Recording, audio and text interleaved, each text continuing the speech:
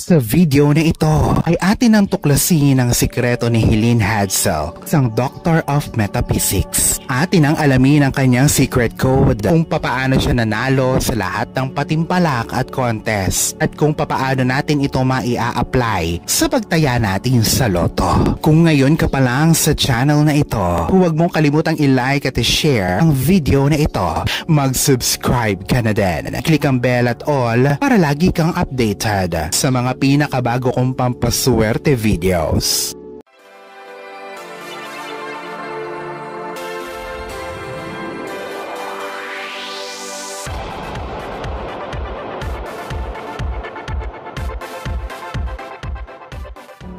Si Dr. Helene Hadsell isang American metaphysicist na kilala sa tawag na Contest Queen dahil sa lahat ng mga nasasalihan niyang patimpalak ay nananalo siya. Siya din ay nanalo ng isang bahay na naipakita noong 1964 hanggang 65 sa New York's World Fair. Nagsagawa siya ng mga workshop patungkol sa positive thinking. Siya ay isang Doctor of Metaphysics at naging author siya ng mga popular na libro na The Name It and Claim It Game with Maneuvers for Witchcraft. Siya ay ipinanganak sa Aberdeen, South Dakota sa US noong June 1, 1924. Maaari kang gumawa ng sarili mong pagsasaliksik para dito ka Laurel upang ikaw mismo ay mapatunayan ito sa iyong sarili na may ganito palang teknik. Si Helene Hadsell ay nanalo noon ng isang bahay trip around the world at hindi mabilang na premyo gamit ang parehong eksaktong teknik na ibabahagi ko sa iyo. Hindi lamang ito isang simpleng law of attraction technique. Ito ay isang praktikal na step-by-step method na kahit sino ay pwedeng gawin at ang lahat ng ito ay magsisimula sa mga salita na sinasabi mo bago ka pa man makabili ng lottery ticket. Inuulit ko, hindi ito simpleng law of attraction. Ito ay malayo sa pangkaraniwan at nakasanayan mong positive thinking method. Para kay Helene Hadsell, isang undisputed na contest queen, hindi lamang ito naging isang windfall luck, kundi siya mismo ang nakakrak ng code na ito na ginawa siyang isang winning machine at ito ay nagsimula sa isang bagay na ginagamit mo sa pang-araw-araw. Kundi siya mismo ang nakakrak ng code na ito na ginawa siyang isang winning machine at ito ay nagsimula sa isang bagay na ginagamit mo sa pang-araw-araw. Ito ang nadiskubre ni Helene Hadsell na ang mga salita natin ay hindi lamang mga tunog na nagagawa natin. Sinasabi na sa sweepstakes siya tumaya pero ito ay maaari ding i-apply sa loto at sa iba pang bagay. Ito ay para sa lahat. Ito ay mistulang sobrang maliliit na powerhouse ng enerhiya na nalalagyan natin ng ating mga pinakamalalim na mga intensyon, paniniwala at mga emosyon.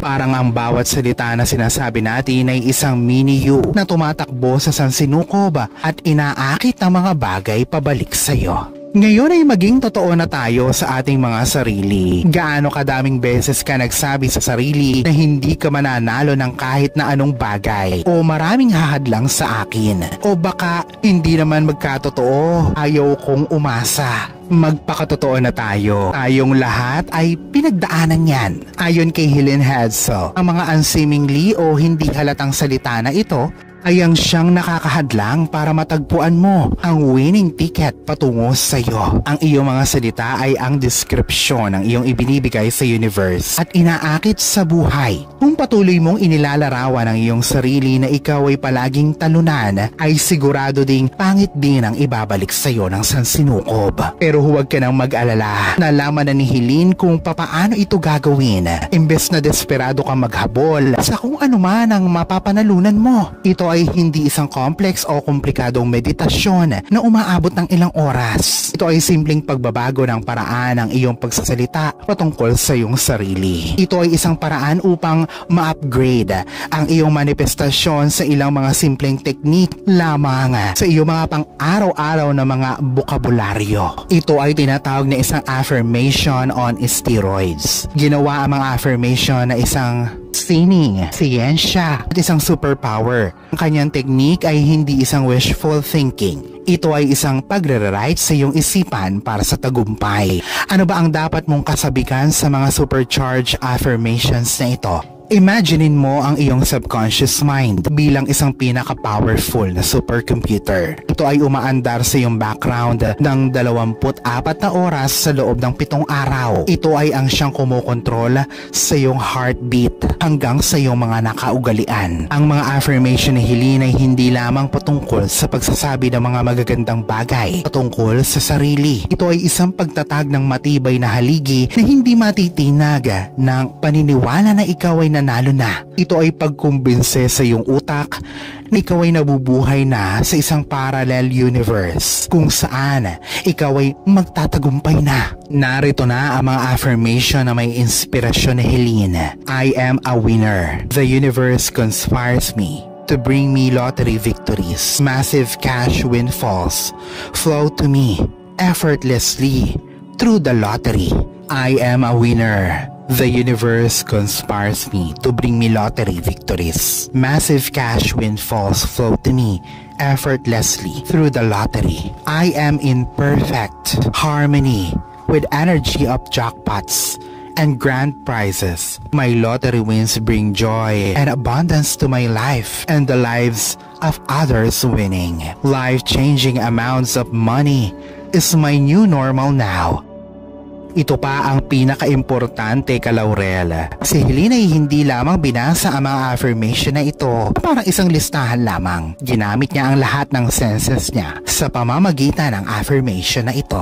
Noong sinabi niya na I am a winner, ginaman niya ang bigat ng isang oversized na malaking cheque sa kanyang kamay. Ito yung ibinibigay sa mga nananalo sa Powerball sa Amerika. Noong sinabi naman niya na massive cash windfalls flow to me, ay nadinig niya sa kanyang isip ang tunog ng mga bariyang nahuhulog pati na din ang sound na ching ng isang cash register pati na ang tunog ng mga perang papel kapag binibilang ito sa bangko. At ito ang mas nakamamangha sa teknik ni Helene. Siya ay naniniwala na pwede mong gawing mas personal ang iyong affirmation sa pamamagitan nito. My intuition guides me to the winning number combination. I clearly see myself celebrating my multi-million-dollar win. Ang susi ay gawin ang affirmations na ito na mas personal na parang sarili mong pangalan, makatotohanan at kung maaari ay isalin sa sarili mong wika o pamamaraan ng pagsasalita. Ang mga affirmation ay walang sinusunod na lingwahe. Ang mahalaga ay komportable ka na magamit ang mga ito. Ngayon ay alam ko na ang nasa isip mo.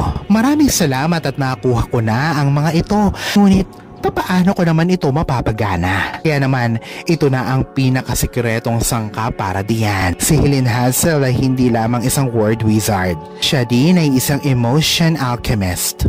Nalaman niya na ang pagsasabi lamang ng mga affirmation na ito ay kalahati pa lamang ng laban. Ang totoong sikreto dito ay dapat nahaluan mo ang mga salita ng mga puro at dalisay na pakiramdam. Ito ay ang pagkukumpara sa pagitan ng isang sparkler at fireworks. Pareho silang maningning, pero isa sa kanila ang mag-iiwan ng malakas na impresyon. Ganito yung Kalaurel. Iyong subconscious mind ay hindi lamang nakikinig sa iyong mga sinasabi. Ito rin ay inaalamang iyong vibe. Ito ay parang isang lie detector test, pero imbes na makinig lamang ito sa iyo, tinitingnan din ito kung ikaw ay talagang naniniwala sa mga sinasabi mo. At iyan ang natuklasan ni Helene. Paano mo ito gagawin? Oras na para pagganahin ang inner actress o actor sa pang-FAMAS o Oscars ang husay. Kapag sinabi mong I am a lottery winner, huwag mo lamang itong simpleng bigkasin. Ihinto ang kung anumang ginagawa mo. Umarap ka sa salamin, sabihin nito na parang nakuha mo na ang lahat ng winning numbers. Ang mahinang excitement na parang nanalo ka na talaga. Ang saya at ang pagkawala sa problemang pinansyal na bumabalot sa'yo. Yung ang pakiramdam mo ay tumugma ang mga numerong tinayaan mo sa mga winning numbers na nakita mo sa TV. At yung nalaman mo na nanalo ka na talaga. Napasigaw ka sa saya. Tumawag ka sa taong malapit sa'yo. Gawin mo ang mga bagay na nasa isip mo. Ano ang gagawin mo kapag nanalo ka na sa loto? Ikaw ba ay mapapasayaw, mapapaiyak sa sobrang saya?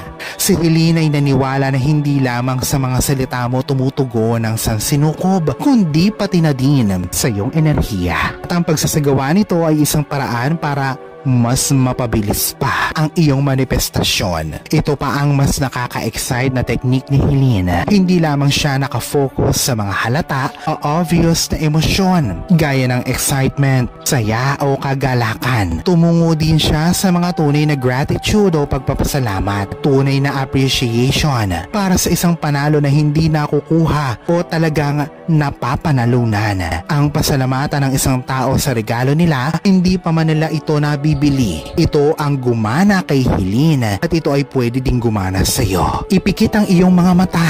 Totoong damahin na ikaw ay nagpapasalamat na sa iyong pagkapanalo sa loto. Totoong damahin mo ito. Isipin mo kung papaano nito babaguhin ang buhay mo. Paano nito matutulungan ang iyong buong pamilya. Paano ito makakatulong sa iba at babaguhin din ang buhay ng mas nakakarami. Damahin ang init sa iyong dibdib. Ang pagpigil ng iyong pag-iyak, ang kung anumang nasa lalamunan ay maaaring ikaw ay mapaluha sa galak. Ay senyales na maaaring ikaw ay mapaluha sa galak. Ang tinatawag na emotional charge na ito ang siyang dahilan kung bakit namumukod tangi ang teknik ni Helene Hadsell sa lahat. Hindi lamang ito pag-trick sa iyong isipan, kundi inukumbinsin nito ang bawat selula sa iyong katawan na ikaw ay isang ganap ng lotto winner. Ito ay patungkol sa pag-align ng iyong sarili sa frequency ng tagumpay. Ngayong nagawa na nating i-supercharge ang iyong mga salita at ang pasiglahin ng iyong mga emosyon, narito naman ang siyang magpapatibay sa iyong pagmamanifesto. Ito ang consistency at belief o paniniwala mo. Ang isang sikreto kaya mula sa pagiging occasional winner ay naging isang undisputed contest queen si Helene. Nauunawaan niya na ang pagre-reprogram sa iyong subconscious ay isang simpleng bagay lamang. Ito ay parang isang pag-eehersisyo sa gym. Atin ang unting-unting sinasanay ang ating isipan. Kailangan natin itong gawin ng paulit-ulit upang makita ang resulta. Pero ito ay hindi naman sa mahabang oras. Ang totoo niyan ay bagay din ito para sa mga may abalang buhay. Isinama niya ito sa mga pang-araw-araw na gawain. Habang naghihilamos ng muka, siya ay nag-a-affirmation. Habang nagkakape, siya ay nag-a-affirmation. Habang siya ay bumabiyahe, siya ay nag-a-affirmation. At habang siya ay nag-aayos ng kanyang higaan, bago matulog, siya ay nag-a-affirmation. Naniniwala din siya sa pamumuhay na para bang nanalo ka na sa loto. Pero hindi naman dapat sa paraan na maging magastos ka. Para kay Helene, pwede mong gawin ito sa simpleng paraan. Halimbawa, bumili ka ng isang champagne. Madalas ang champagne na alak ay iniinom kapag may selebrasyon. Isama ito sa iyong pagmamanifesto. Sa pamamagitan nito ay mas ma-visualize mo na nanalo ka na talaga sa loto. At sa tuwing makikita mo ito, ito ang magpapaalala sa iyo ng iyong pagkapanalo sa loto. Ito ay parang paghahanda mo na sa pagkapanalo mo sa loto. Gumawa ka din ng mga plano kung saan mo ilalagay ang iyong mga napanalunan. Ito ba ay ipambibili mo ng lupa? Ito ba ay para sa katuparan ng matagal mo ng pinaplano na negosyo? Saan mo ito gagamitin? Gawin mo itong mas detalyado. Gusto mo bang dalahin ang pagmamanifesto ng pagkapanalo sa loto to the next level? Planuhin na ang iyong bakasyon, mga bansa na bibisitahin mo. Planuhin mo na ang iyong bakasyon at mga bansa na bibisitahin mo. Umpisahan mo na ding idisenyo ang iyong pangarap na bahay. Maaaring ang iba sa inyo ay magtatanong, ito ba ay dinadala mo ang iyong sarili papunta sa isang disappointment? Malamang ang sasabihin, Helene, ay hindi, dahil kahit na ang specific lottery ticket na ito ay hindi manalo. Ikaw ay sinasanay mo ang iyong isipan na asahan ang kasaganahan. Ikaw ay inire-rewire mo ang iyong isipan upang makita ang mga oportunidad para makagawa ng mga inspiradong mga aksyon upang iyong mai-align ang iyong frequency sa kayamanan at tagumpay. Maging totoo na tayo, ang paglalakbay sa paniniwala sa iyong sarili na mabuhay ng may layunin at kasabi ka na gumising sa araw-araw na ikaw ay isang lotto winner na ay hindi ang mismong premyo. Alalahanin na si Helen ay hindi lamang nananalo sa mga contest. Siya siya din ay nanalo sa buhay. Ngayong nakuha na natin ang sinasabing winning formula ni Helene, ito ang step by step na dapat mong gawin upang maisabuhay mo na ito, Kalaurel. Una, piliin ang mga power words. Ang mga affirmation na naibigay ko sa iyo kanina na may inspirasyon mula kay Helene ay gawin mong basihan sa paggawa ng sarili mong affirmation. Gawin mo itong mas personal o mas customized para sa iyo. Hanggat maaari, huwag mo itong kopyahin. Damahin na para bang nahahawakan mo ang iyong winning ticket. Isulat ang iyong power words sa isang papel. Kung maaari nga ay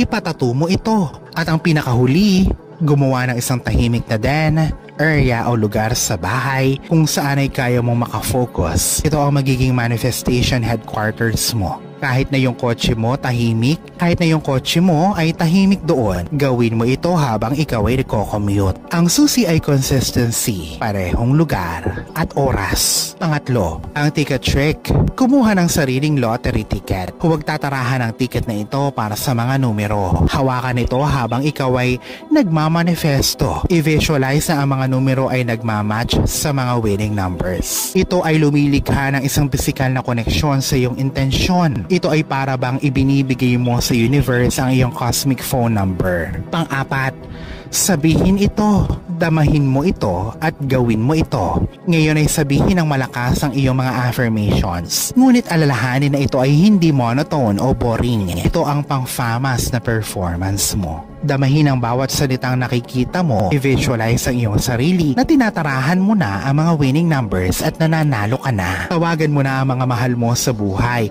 at balitaan mo na sila. Gawin mo itong sobrang makatotohanan na para bang ang lakas ng kabog sa dibdib mo at pinapawisan na ang iyong mga palad. Panglima, ang gratitude boost. Pagkatapos ng iyong affirmation, maglagak ng panahon para magpasalamat. Pasalamatan ang universe para sa iyong panalo na para bang nandiyan na. Damahin ang pagkawala ng pag-aalala mo sa pera. Ikaw ay kaya mo nang makatulong sa kamag-anak. Isipin na ikaw ay kaya mo nang makatulong sa kamag-anak. Ang kasabihan na makapamuhay ka na sa sarili mong paraan. At ang kasabihan na makapamuhay ka na sa sarili mong paraan. Pang-anim, dalahin at papanatilihin ang pakiramdam na nanalo ka na sa loto. Ito ay napaka-importante habang ikaw ay kumikilos sa araw. Umiti na para bang nanalo ka na talaga sa loto. Ikaw ay may kumpiyansa sa iyong sarili. Ang pito, inspired action. Si Helene ay hindi lamang naupo at naghintay ng grasya. Siya din ay kumilos. Siya ay nagsimulang mag-research ng mga matatalinong paraan para makapag-invest sa kanyang mga future winnings. Ikaw naman ay humanap ng mga charity na gusto mong suportahan. Mag-umpisa ng matuto ng bagong lengguwahe para sa mga lugar na pupuntahan mo. Ikaw ay gumawa ng mga bagay na para bang hindi maiiwasan ang pagkapanalo mo sa loto. Kapag nagawa mo na ang mga ito,